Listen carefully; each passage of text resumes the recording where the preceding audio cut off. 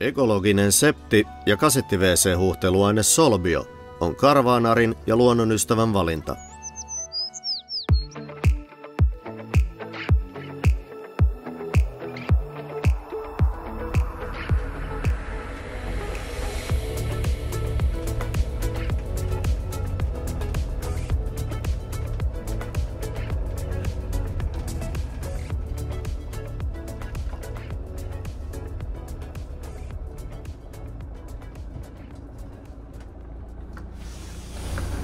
Sano noille, että menkää edelle. Joo, otetaan puhelinyhteys. Joo. Hei, zum Lilian Steinblick. Lilian Steinblick. Steinblick, joo. Semmonen homma, että tänne tultiin, niin kuin kuvistakin näkyi, niin oli pieniä haasteita tänne tuloreitin kanssa. Niin nyt lähdetään vähän Googlen karttaopastustakin uhmaamaan. Lähdetään kokeilemaan, pääseekö täältä toista puolelta niin kuin aavistuksen helpommin pois. Nimittäin tänne tuleminen, niin voin sanoa, että en suosittele vähänkään isommilla matkailuautoilla. Retkiautoilla pärjää, korkeilla autoilla tuolla oli 3,45 korkeus sillassa, tai tunnelissa junaradan ali. Mutta se taitto siihen, se oli niin jyrkkä alamäki ja se taitto siihen, että sit peräylitykset ottaa kyllä kiinni. Ja sitten taas se toinen reitti, mikä ajettiin läpi, niin sit vasta kun oltiin ajettu, niin ainakin mulle selvisi, että hei, tämähän onkin tosiaan kielletty alle 2800 kilosille. Katsotaan nyt mikä meininki täällä on, että tossa tulee nyt junaradan ylitys. Katsotaan minkälainen se on. Se on valvottu puomiylitys. Siinä ei pitäisi olla kai sen kummempaa. Tuolla on 30 lätkät, sielläkään on mitään ihmeellistä. Toistaiseksi tää reitti vaikuttaa huomattavasti fiksummalta. Mitä tuossa oli 4 metriä jotain? En katso, oliko se korkeus 4 metriä? En tiedä. No se ei haittaa mitään se 4 metriä. Joo, käännetään vasemmalle. Nyt alkoi navikin ohjaa. No nyt mennään vähän. Mikä tulee? Auto tulee vastaan, veti sivuun. Okei. Kuvataanko me koko tämän Joo, matkan? katsotaan nyt tää pätkä tässä.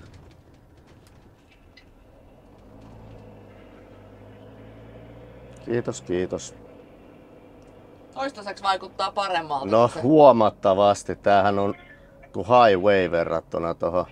Mut katsotaan nyt mihin tää johtaa, että onks meillä pitkä matka perutella vai oliks tää hyvä veto. Aika makeet tommoset ihan jyrkät kalliot. Tää on muuten varmaan joskus aikanaan ollut tää on ollut joen uoma joskus miljoonia vuosia sitten. Ja tuolla näkyy noin kivimuodostelut. Niin näkyy minne me ollaan menossa. Joo. Tosi väärältä puolelta. No joo, meidän täytyy mennä Elbejoen toiselle puolelle, mutta tää on ilmeisen suosittu, kun täällä oli näitä hostelleja ja muita, että täällä on paljon fillaroitsijoita ja toki ymmärrän, niin kun täällä on fillarilla ihan näppärä liikkuu, että näillä vehkeillä ehkä ihan niin näppärä, mutta joo. Kato mikä makea linnakin tuolla. Ja siis tosiaan, niin kuin olihan tuolla muitakin matka-autoja, mutta osa on varmaankin ehkä tullut tätä kautta. Ja sitten osa on kärvistellyt yhtä lailla kuin mekin sitä meidän reittiä. Ja voi sanoa, että kyllä paikalliset ihmetteli, kun me tultiin sitä mäkeä, mutta ei varmasti olla oltu ainoat, että kyllähän sitä ne on muutkin tullut. Mutta sitten tosiaan siitä junaradan alituksesta, niin siitähän pääsee, jos ei ole peränylitystä niin vaikka ei tässäkään mikään valtava peräylitys on, mutta tässä on tuo koukku oli niin matala, niin se nappasi kiinni. Mutta pitkällä peräylityksellä ja vaunuilla ei mitään asiaa vaunuilla tänne sitten, että Ei kumpaakaan reittiä käytännössä. No, nyt kääntyy. Nyt se kääntyy sitten tuohon.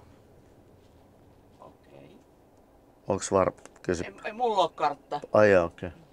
No sit se kääntyy sinne. Tätä kauttahan tossa on ihan kyltityskin, että camping-alue tai matkaparkki. Mutta aika hauskaa, että sitä kyltitystä ei sit, tai niinku Google ei näyttänyt, eikä toi meidän Zenekin navi, eikä näyttänyt noitten Garminkaan tätä reittiä. 4 metriä täällä on näköjään, niin tulee ole korkeus, mutta mun mielestä se on paljon enemmän kuin se 3,45, mitä noi navit opasti. Et mielenkiintoinen juttu.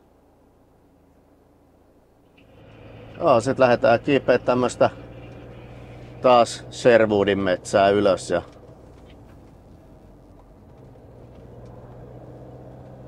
aavistuksen kaponen, mutta kyllä mahtuu.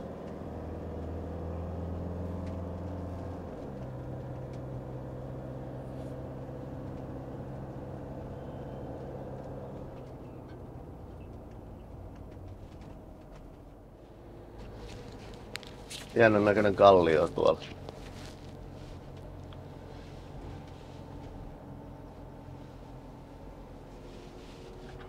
Tämmöstä pikkukylää tämäkin. No joo. Ei vitsi, mikä elämys. Kun mietit, että mihin kaikkeen me on ajettu tällä. Lissukin on nähnyt vaikka mitä. On nähnyt, joo. Älkää nyt liikaa oo sit tilaa, mutta onhan tää nyt highway toistaiseksi verrattuna Eiliseen.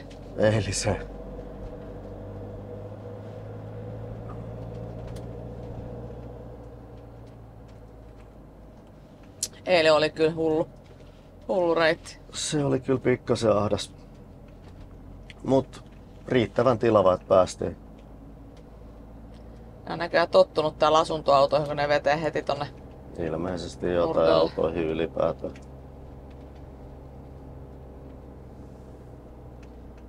Tai siis totta kai ne on autoihin tottunut, mutta isompia autojen liikenteessä. Luulen, että tuossa on tuo matkaparkki kuitenkin ja tuossa on toi Joo. yksi parkkis, niin kyllä mä uskon, että täällä On niin. asuntoautoja menee. Kyllä. No niin, tässä nyt körötellään Elbejoen vartta. Kauniin näköisiä taloja tässäkin ja noin ja toisella puolella on jylhiä kallioita, mitä me nyt sitten lähdetään vähän kurkkailemaan. Jotain jääkauden aikaisia muodostumia ne varmaan on. Tällainen villi veikkaus. Jonkun matkaa joudutaan ajaa tästä nyt tonne. Päästään niinku sillan yli. Päästään ylittää toi joki tosta ja sitten ajellaan takaisinpäin.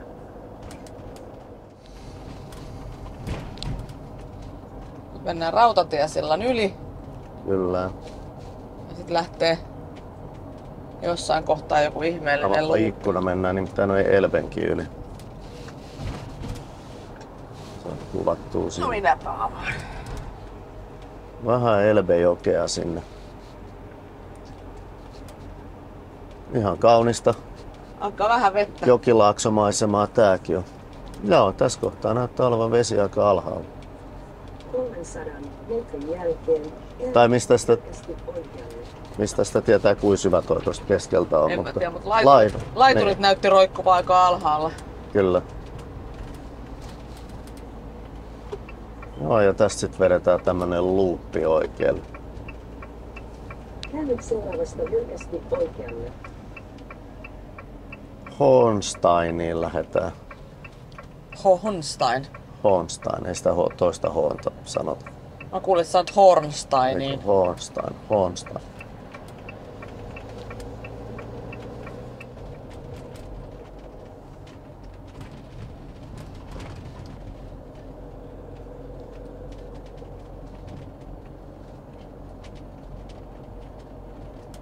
Sadan metrin jälkeen kysy asennolle valtatietä.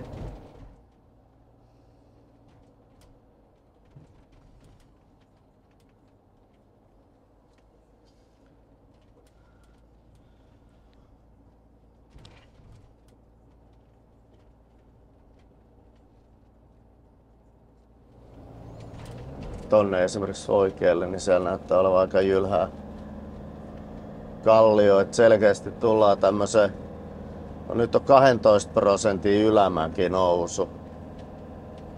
Ja naftat vähissä. Joo, no. Hyvä meininki. Kyllä me ainakin takaisin tonne kylälle päästään, niin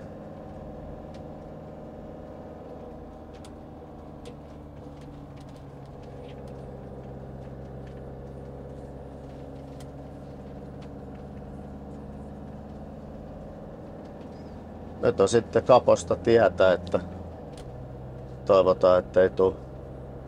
Aika kovin kovaa vasta. Niin. No on tässä helposti leveä. Tässä kohtaa taas oli leveä. No niin, täällä on oikein liikenne. Noniin. Range 0. Low fuel. Se on se 86 kilsaa vielä. Tässä nyt jonotetaan bussille. Eli ajettiin tänne Hornsteinin lähelle olevaa parkkipaikalle ja sitten tästä voisi kävellä. Tässä on muutaman kilometrin yhteen suuntaan, mutta mitä on se Bastei Bridge? niin, Bastei Bridge. Niin me otetaan tästä bussi. Aika lämmin päivä ja tumpilla vähän piiputtaa tuo selkähomma, niin otetaan mieluummin bussi sitten, kun lähdetään tetsaamaan. Nyt lähtee, tai tuleekin bussi. Tämä on Saxon Switzerland National Park, missä me ollaan. Mutta asiallahan nyt ei ole mitään tekemistä siis muuten Sveitsin kanssa. Lähdetäänpä köpöttelemään tonne eteenpäin. Tää näyttää todella suositulta paikalta, että väkeä on kuin pipoa ja bussikin oli ahdettu niin täyteen. Tuo on tämmönen 3 kilometrin pätkä tosiaan. Mutta säästettiin aika paljon aikaa nyt, kun mentiin bussilla. Tänään on tarkoitus kuitenkin vielä jatkaa ajamista eteenpäin. No, tässä on nyt pieni otos, mitä tuleman pitää ilmeisesti, että aika jylhää kalliorotkoa. Itelle tulee mieleen, jos ajattelee, niin joku tommonen sademetsärotkot. En tiedä miksi.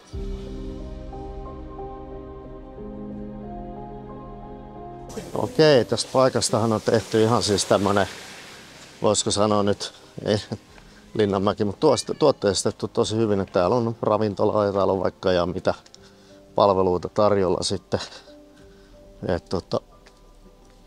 Perustuu huikeisiin maisemiin tää paikka, mutta en ainakaan tiedä, että täällä olisi mitään sen kummempaa huvipuistoa,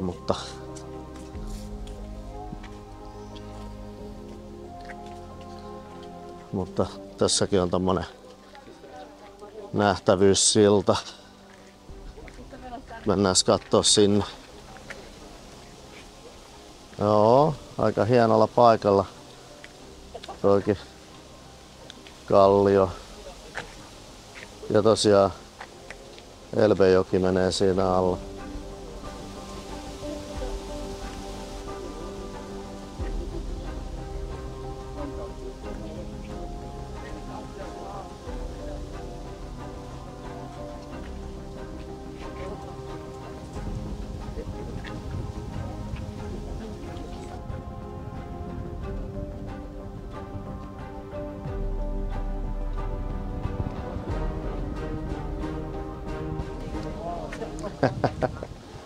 Joo, populaa on tällä sillalla kyllä paljon.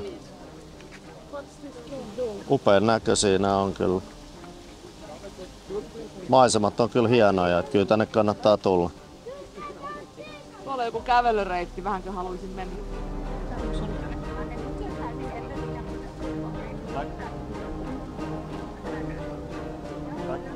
Ja tuolla alhaallahan menee kävelyreitti tonne noin. Katsotaan, jos lähdetään sinne steppailemaan. Ja tonne ihan kärkeen. Joo.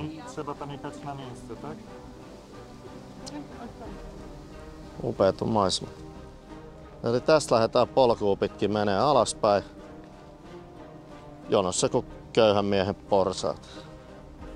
Vai miten se meni? Jotenkin noin. Tai just korkeapaikan kammoselle ihan parhaita matkakohtia.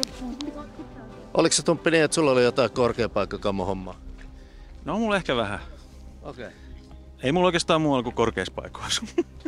Niin joo. No ihan hyvä, sitten ei ole mitään hätää, että jos se on vaan korkeissa paikoissa. Joo, silleen onni, ettei se niinku koko aikaa ole. Joo, hyvä. Sitten pidä sit mua kädestä kiinni, jos... Joo, mä luulen. Se voi olla ihan vieraskin, kenestä mä vähän otankin.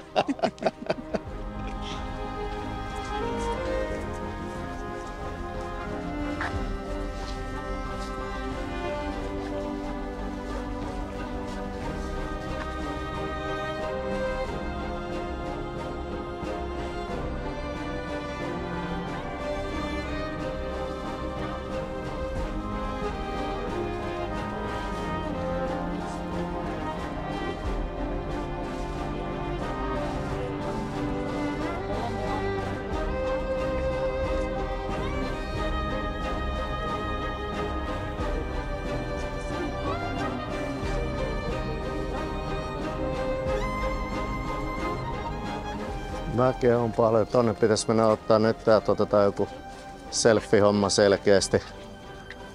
Näin, täällä selfie otetaan. Tai noin tossa.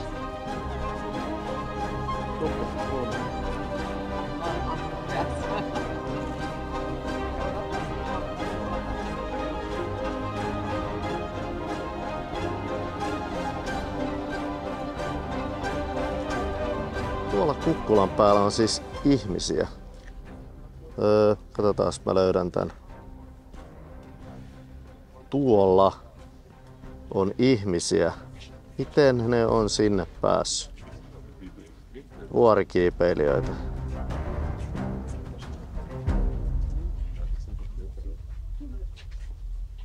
Aivan. Tuntuu uskomattomalta.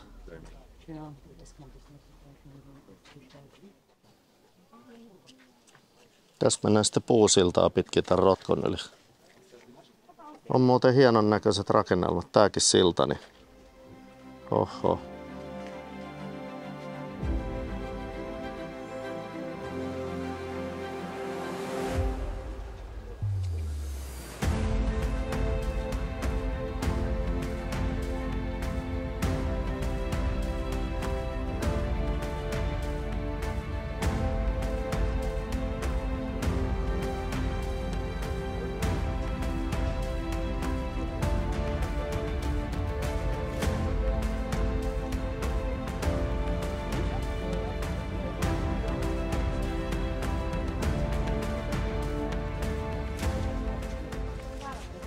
Ja nyt lähdettiin tätä siltaa pitkin köpöttelee eteenpäin. Porukkaa on tosiaan aika paljon ja voitte kuvitella, että täällä kamerat käy.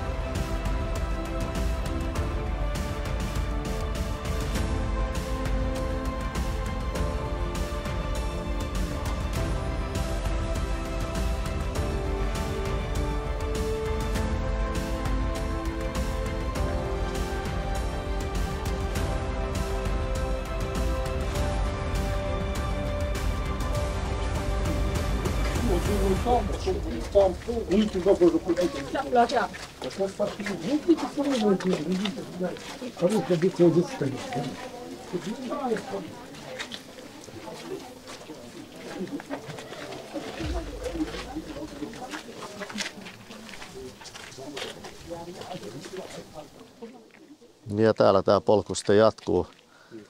Täällä näiden kalliotöyräiden päällä.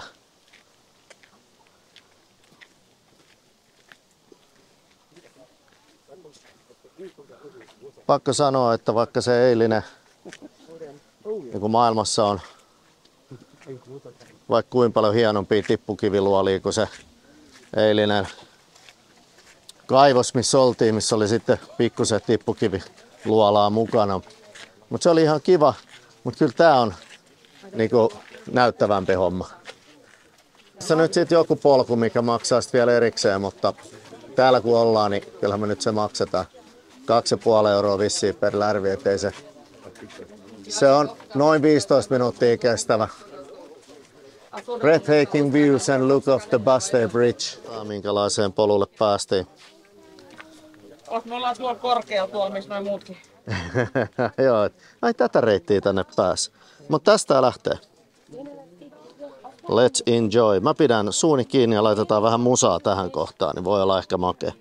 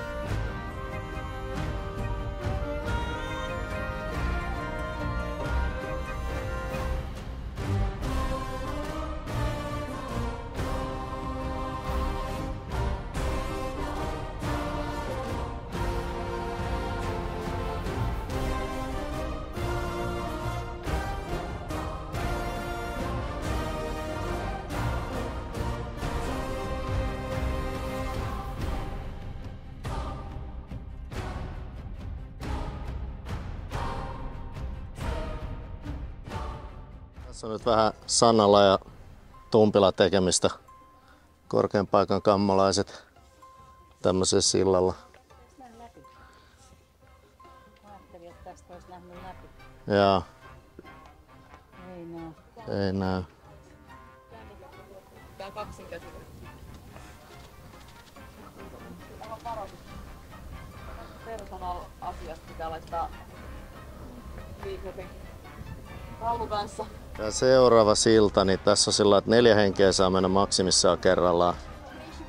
On vähän, ja ehdotettiin, että ihmiset saa, tai pitäisi laittaa noin henkilökohtaiset tavarat tarkkaan kiinni. Ei se mitään rikki ole. Siinä on tommonen lisäturva-aita. Noniin.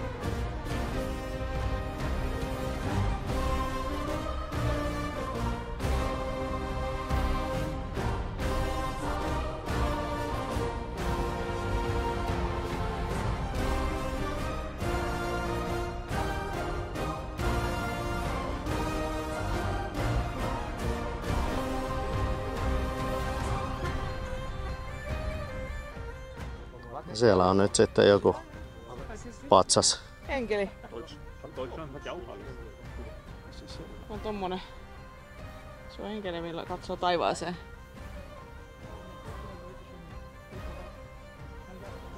Tässä on sitten katapultti. Kuva siitä ja noin.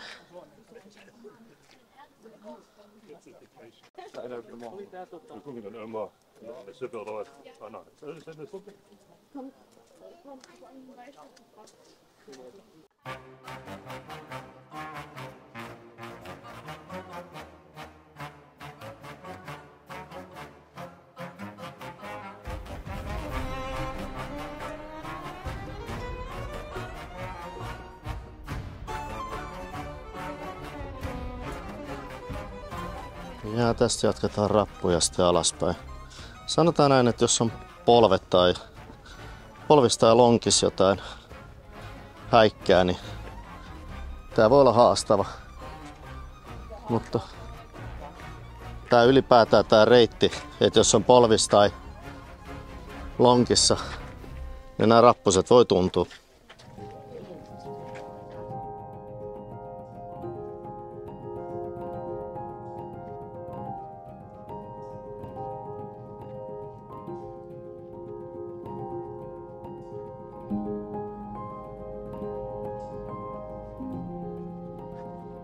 No sitten se oli tän reitin päätös tässä.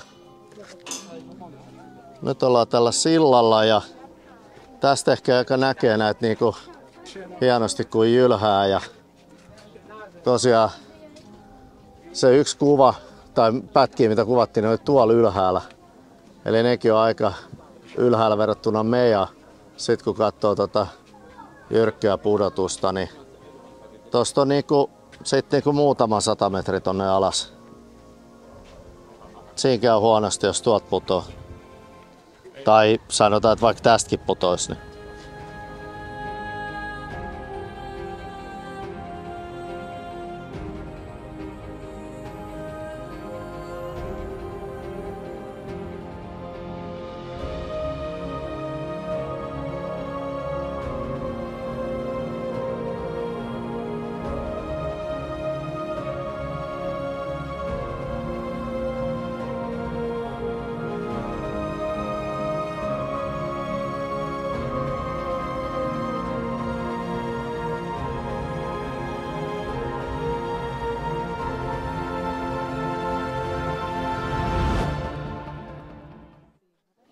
Upea paikka tää Bastei Bridge.